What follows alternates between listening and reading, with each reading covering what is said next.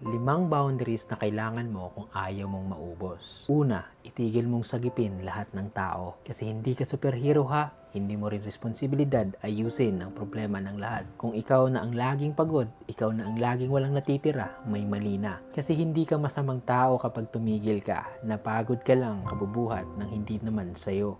Kasi hindi ka masamang tao kapag tumigil ka. Napagod ka lang kakabuhat ng hindi naman sa'yo. Pangalawa, matutong magsabi ng hindi kahit magtampo sila. Kasi hindi lahat ng imbitasyon kailangan mong puntahan. Hindi lahat ng hirit kailangan mong pagbigyan.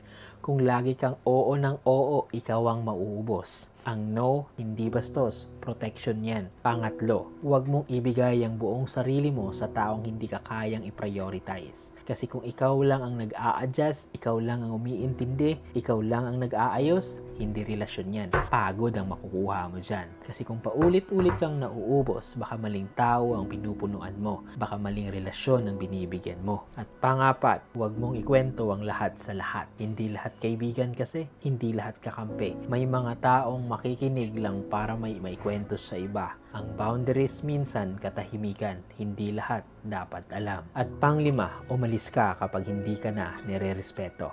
Kasi hindi mo kailangan magstay para patunayan na matatag ka. Kung paulit-ulit kang minamaliit, sinasaktan o binabastos, hindi tibay ang manatili, katangahan na yan minsan.